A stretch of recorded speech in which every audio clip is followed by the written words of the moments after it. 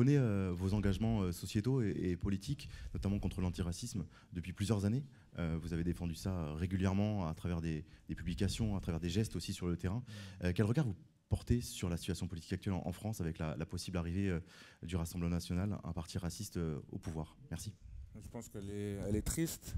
Elle est triste, elle est très grave. J'ai appris ça après le match contre le Canada. Et on était un peu tous choqués dans les vestiaires. Je pense que c'est la triste réalité de notre société aujourd'hui. Je pense qu'il y a des messages qui sont véhiculés tous les jours à la télé pour aider ce parti à passer. Je pense que, comme l'a dit Ousmane, il faut aller voter. Il faut dire à tout le monde d'aller voter. Et surtout, en tant que citoyen, que ce soit vous, que ce soit moi, il faut se battre au quotidien pour que ça ne se reproduise pas et pour que le RN ne passe pas. Bonjour Marcus. Bonjour. Rémi Farge, l'Est républicain. Qu'est-ce qui te manque encore en équipe de France pour clore tous les débats et faire pleinement l'unanimité? Qu'est-ce qui me manque? Je ne sais pas qu'est-ce qui me manque. Je pense que à chaque fois que je vais en équipe de France, j'essaie de faire le maximum. J'essaie d'aider mon équipe. Ce qui me manque, franchement, je pourrais pas vous répondre, mais je pense que je commence à faire du bon boulot en équipe de France. Bonjour Marcus. Damien Degore, l'équipe. Juste pour revenir sur ta première réponse, tu es le premier parmi les joueurs de l'équipe de France à avoir une position aussi tranchée, pas se contenter de dire qu'il faut aller voter. Est-ce que toi, au sein de l'équipe de France, tu en parles avec tes coéquipiers et c'est un sujet où tu as besoin d'être convaincant, enfin bien expliqué qu'il faut aller voter, quoi.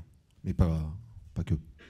Non, je pense pas. Je pense qu'après, en équipe de France, tout le monde, enfin j'espère tout le monde partage le même avis que moi. Et après, je comprends que certains joueurs puissent venir devant vous et juste dire qu'il faut aller voter, mais je pense que c'est pas assez de dire qu'il faut aller voter. Il faut aussi expliquer comment on en est arrivé là et la gravité de la situation. Bonjour Marcus, Baptiste Durieux pour RTL. Bonjour. Je voulais savoir ce que te demandait très précisément Didier Deschamps. De cette équipe de France. Merci. Didier Deschamps, il me demande d'être libre, de participer à l'offensif comme je le sens, comment le jeu le demande, et combiné avec Kylian et Ousmane.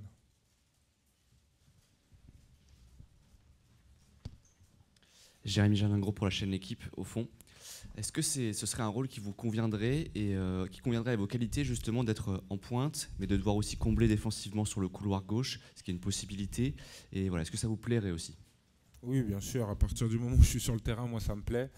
Quand on est en équipe de France, on se met au service du collectif et au service du groupe. Donc, qu'importe le rôle que j'occupe, si je suis sur le terrain, je suis l'homme le plus heureux du monde. Bonjour Marcus, ici Julien Thomaville et DNA. Je reviens de nouveau un petit peu sur la dimension politique. Forcément, il y a une grosse communauté qui vous suit sur les réseaux, peu importe le joueur d'ailleurs de l'équipe de France. Est-ce que vous vous sentez aussi investi d'un rôle d'exemple, voilà, même si ce n'est pas toujours facile de s'exprimer sur ces sujets-là, mais voilà, avoir un rôle envers la jeunesse, notamment, voilà, avoir ce devoir peut-être même quand même de dire des choses quand arrivent des choses, quand le climat politique est tendu. Oui, après je pense pas que ce soit très compliqué de s'exprimer là-dessus. Je pense que ça vient de ma personnalité et de mon éducation. Et oui, comme vous l'avez dit, en tant qu'exemple, et je sais qu'il y a plein de gens qui me suivent sur les réseaux sociaux, et donc je suis obligé de faire passer certains messages. Bonjour Marcus, c'est Xavier Giraudon, Infosport Plus Canal. Il y a quelque temps, vous disiez qu'enfant, vous n'aimiez pas le poste de numéro 9. Parlez-nous de ça. Et deuxième question, Olivier Giroud parlait d'un passage de flambeau avec vous. Comment il est avec vous? Comment il vous conseille? Et quelle est votre relation? Merci. Avec Olivier, j'ai une très très très très grande admiration tout d'abord pour le joueur, parce que je me rappelle que j'étais encore à Clairefontaine ou en jeune et je le voyais marquer des buts en Ligue 1 ou en équipe de France. Donc pouvoir le côtoyer au quotidien, c'est un honneur pour moi. Il a fait tellement de choses pour cette équipe et je pense que j'en profite au maximum avant qu'il parte pour lui voler tous ses petits secrets. Il ne veut pas tout me dire, mais bon, je vais réussir, j'ai un mois. Et donc c'est un honneur et c'est un plaisir parce que j'arrive à voir au quotidien le meilleur buteur de l'histoire de l'équipe de France. Vous avez aimé maintenant ce rôle? J'ai commencé, comme vous savez, l'année dernière, un nouveau job. J'ai fait ma deuxième année avec l'Inter, ça s'est très bien passé. Et j'ai encore plein de choses à apprendre, mais c'est un rôle excitant et que j'adore maintenant. Bonjour Marcus, Philippe Sanfourche pour RTL. Bonjour. Depuis la dernière Coupe du Monde, avec Olivier Giroud, avec Randal Kolo Muani, vous avez pas mal tourné à ce poste de numéro 9. Donc là, pour l'instant, vous êtes dans un rôle un petit peu différent. Mais si on revient sur cette période, on s'aperçoit que finalement, aucun d'entre vous n'a vraiment émergé. Est-ce que c'est dû aussi au fait qu'il y a un joueur, en l'occurrence Kylian Mbappé, qui rayonne tellement sur le terrain, en dehors également? Est-ce que c'est en gros difficile de se faire sa place aux côtés d'un tel joueur? Non. C'est plus facile de se faire sa place aux côtés d'un tel joueur, je pense. Kylian n'empêche en rien l'évolution d'un numéro 9 en équipe de France. Kylian, au contraire, aide tous les joueurs sur le terrain et je ne pense pas que ce soit la faute de Kylian, non. Non, mais c'est plus facile d'être complémentaire avec des grands joueurs. Je préfère avoir Kylian dans mon équipe que contre. Bonjour Marcus, Christophe Remis du Figaro. Je voulais que tu nous parles de l'impact de N'Golo Kanté. Qu'est-ce qui te frappe chez l'homme, chez le joueur? J'ai l'impression qu'ils sont venus à 3 à Clairefontaine. J'ai jamais vu ça. C'est horrible. C'est horrible, on peut plus jouer à l'entraînement. Dès qu'on l'a dans notre équipe, on sait qu'on a gagné. Mais plus sérieusement, non, N'Golo, il est incroyable et je pense qu'en une semaine, il nous a rappelé pourquoi il était un des meilleurs milieux de terrain au monde. Et donc je pense qu'on est très content de l'avoir avec nous. Bonjour Marcus, Dominique Sarrac, le Parisien. La montée du racisme, elle est aussi en Italie, où il y a un gouvernement d'extrême droite qui est au pouvoir. Est-ce que ça vous préoccupe aussi dans ce pays-là? Et est-ce que c'est compliqué pour vous au quotidien en Italie? Je pense que, tout d'abord, vous avez raison, oui, en Italie, c'est un problème. Et je pense que le problème est mondial, mais en Italie aussi, il y a un problème. On l'a vu avec Mike dans les stades. Après, c'est un problème pour moi. Personnellement, directement, non, parce que je suis un joueur de foot, parce que les gens me reconnaissent, mais je sais que c'est un problème pour des milliers d'autres personnes noires en Italie, donc aussi ça devient un problème pour moi. Clément Grèze, Minsport. Comment tu définirais les qualités qu'il te faut dans le registre défensif? Est-ce que ce sont des qualités d'envie? Est-ce que ce sont des qualités de course? Est-ce que ce sont des qualités techniques dans certaines interventions? Sur quels aspects penses-tu qu'il soit important de performer ou quelles sont les qualités qui sont nécessaires à des bonnes performances défensives à ton poste? Je pense qu'on résout les problèmes défensifs en équipe. Je ne pense pas que ce soit un seul joueur ou une seule action qui définit l'action défensive. Je pense que c'est en tant que bloc, comme tu as pu le dire, l'envie. Je pense que c'est plus de l'envie quand c'est défensif, de faire la course, d'aider le partenaire. Et je pense que c'est en tant qu'équipe qu'on résout les problèmes défensifs. Bonjour Marcus, Denis Ménétrier pour Le Monde. Vous l'avez dit, certains de vos coéquipiers n'apprécient pas tout simplement de parler de la situation politique actuelle en France. Vous, votre éducation fait que vous êtes plus à l'aise pour parler de ces sujets. Est-ce qu'aujourd'hui, la situation politique en France, est-ce que vous en parlez avec votre père, Lilian, qui s'est déjà positionné contre le Front National par le passé, et notamment Jean-Marie Le Pen? Est-ce qu'il vous incite à prendre la parole? Est-ce qu'il vous dit que c'est une bonne chose que vous profitiez de votre statut de personnalité reconnue pour justement faire passer des messages? Non, tout d'abord, mon père m'incite à rien faire à part être un garçon bien élevé. Mais je pense qu'en grandissant avec lui, en ayant des conversations avec lui, je me sens responsable de tenir ce genre de message.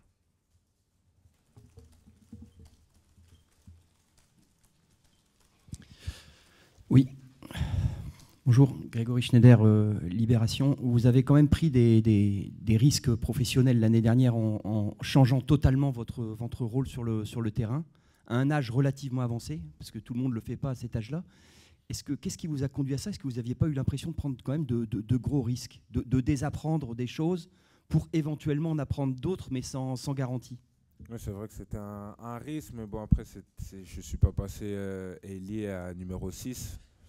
Non, mais c'est vrai ce que vous dites, hein. C'est vrai, mais bon, j'avais eu certaines petites notions d'attaquant de numéro 9 au centre de formation.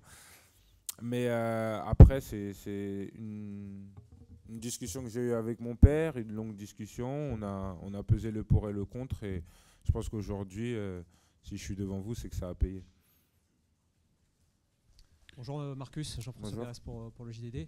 Je t'entendais tout à l'heure, tu disais en équipe de France, je suis désolé, on fait football politique un peu, hein. En équipe de France, j'espère que tout le monde partage mon avis. Est-ce que vous en parlez entre vous? Est-ce que tu as des doutes là-dessus, que tout le monde partage ton avis, si tu dis ça?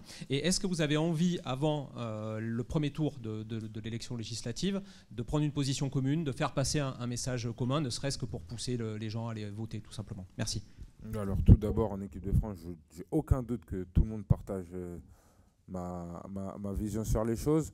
Ensuite, je pense que nous sommes dans un pays libre et je pense que chacun doit faire ce qu'il sent qui est juste. Moi, je suis devant vous et je dis certaines choses. D'autres personnes peuvent le penser aussi et pas le dire. Et moi, je respecte la volonté de chacun d'être libre sur cette situation. Mais j'ai aucun doute qu'en équipe de France, tout le monde pense comme moi. Zéro doute.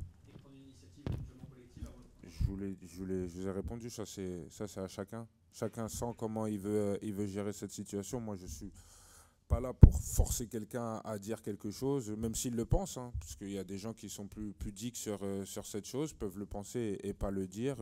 Moi, je suis juste là parce que, grâce à mon père, je maîtrise assez cette situation pour pouvoir en parler.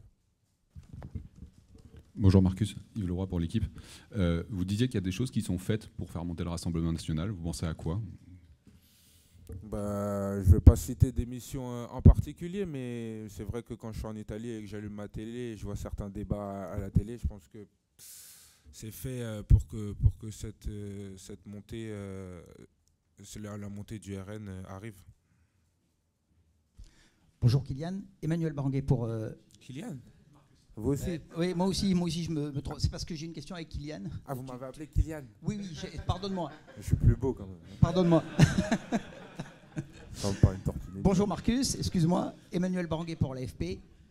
Depuis vos 14-15 ans, Kylian te dit que tu dois jouer numéro 9. Je voulais que tu reparles de cette anecdote, s'il te plaît, si elle est vraie. Et est-ce que tu es tracassé par ton ratio de buts sélection en équipe de France? Est-ce que c'est un truc qui te pèse ou c'est une obsession chez nous? C'est une obsession chez vous? Sérieux? Ah ouais, je sais pas, j'ai pas la télé. Il n'y a pas la télé au camp de base. Alors, Kylian. C'est ça? Numéro 9, anecdote. Oui, oui, quand j'étais petit à Clairefontaine, vous connaissez Kylian, hein, il aime bien tout commenter. Donc il commentait ma carrière dès le plus jeune âge et il m'avait annoncé une fin en numéro 9. Et il a eu raison. Ça prouve sa connaissance sur le football. Et ensuite, la question, excusez-moi.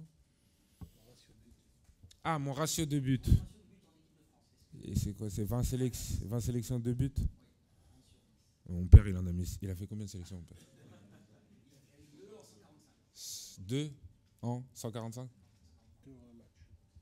2 en un match. Ça, tu vas pas le défendre non plus. J'ai un meilleur ratio que lui déjà. Non? C'est déjà pas mal. Non, mais plus sérieusement, après, c'est vrai qu'en équipe de France, j'ai fait des rentrées, j'ai eu des titularisations, mais je pense que le plus important quand je suis en équipe de France, comparé à l'Inter, je me sens plus dans un rôle de aider l'équipe à gagner et aider l'équipe à briller, que ce soit Kylian, Antoine, Olive, Randall ou Kylian qui marque. Le plus important, c'est que l'équipe de France gagne. Bonjour Marcus, Louis Vix, Infosport Plus Canal. Kylian, au-delà des statistiques, a traversé une saison difficile à la fois physiquement, avec un temps de jeu loin d'être linéaire, mais aussi sur le plan mental. Tout Kylian Mbappé qu'il est, en quoi ça peut être marquant au moment d'aborder ce genre de compétition? Non, moi depuis la finale de la Coupe du Monde, c'est quoi, 2022 ? Quand il a mis le triplé, J'ai dit que j'arrêtais de douter sur Kylian. Moi, c'est fini. Kylian, c'est le meilleur joueur du monde et il va tout faire pour nous faire gagner cette compétition. Fabrice Hawkins d'RMC. Marcus, justement, en parlant de Kylian, vous allez peut-être être amené à jouer un petit peu plus dans le couloir gauche. Vous connaissez bien ce poste. Est-ce qu'il faut quand même une période d'adaptation ou est-ce que en un clin d'œil, vous arrivez tout de suite à trouver la connexion avec Kylian? Et puis, deuxième question sur l'Autriche. Théo Hernandez nous disait à l'instant que vous mangiez en regardant cette équipe. Quelle sera la clé pour gagner? Sur mon repositionnement, on ne peut pas dire à gauche, mais oui, sur le rôle que j'occupe en ce moment en équipe de France, je ne pense pas qu'il y ait de très grandes différences. Comme je l'ai dit avant à un de vos confrères, à partir du moment où je suis sur le terrain, je vais trouver une solution pour aider l'équipe et pour faire le maximum. Et ensuite, oui, les Autrichiens, on les connaît. On a joué contre... je joue d'ailleurs avec Marko Arnautovic à l'Inter. On sait un peu leur style de jeu. C'est une équipe très solide, qui aime bien presser, avec un coach qui a inventé, on va dire, le gegenpressing. Donc, il va falloir sortir de cette tenaille. Je pense qu'ils commencent les matchs très très fort. Donc, il va falloir résister. Et après, il faudra trouver les solutions pour les mettre en difficulté. Bonjour Marcus, Clément Gavard pour SoFoot. Une question sur Ousmane Dembélé. Au-delà du terrain, c'est quoi son apport dans le groupe? On dit souvent que c'est un peu un amuseur. On se souvient qu'à l'Euro 2021, du coup, il avait été forfait en cours de rassemblement. On avait vu que ça avait un peu plombé l'ambiance. C'est quoi son rôle à l'intérieur? Et une autre question aussi par rapport à la politique et par rapport à ton père et son engagement. Est-ce qu'il y a des moments là-dessus qui t'ont marqué quand tu étais enfant avec les sorties, les déclarations de ton père ou des choses dont il avait été victime? Merci. Bonjour. Non, tout d'abord, Ousmane, c'est un pilier de l'équipe. Ça fait très longtemps qu'il est là, depuis la Coupe du Monde 2018. C'est quelqu'un de très important dans l'équipe et quand il n'est pas là, on le sent tout de suite. Donc on est très content qu'il soit là avec nous. Et ensuite, concernant mon père, un événement, non. Non, pas un événement, mais une éducation que j'ai eue depuis petit et une sensibilisation sur ce sujet. Une dernière question avec Nicolas, le gardien de Sud-Ouest. Bonjour. Qu'est-ce que ça change pour toi d'aborder une compétition comme probable titulaire, au moins pour le premier match? Et comment tu décrirais un peu ton évolution au sein du groupe France depuis 3 ans et l'Euro 2021? Je prépare cette compétition comme je les ai toujours préparées parce que pour moi, il n'y a pas que 11 joueurs qui vont jouer, on est 25 dans le groupe, donc je pense que les 25 doivent se préparer comme étant possible titulaire parce qu'on pourra faire appel à nous à n'importe quel moment et après moi je suis là depuis, oui, comme vous l'avez dit, depuis l'Euro 2021, c'est ma 3e compétition et mon 2e Euro. J'essaye d'être moi-même comme toujours, comme depuis le premier jour, d'essayer d'aider ceux qui arrivent, d'essayer de prendre des conseils des plus anciens et d'aider l'équipe.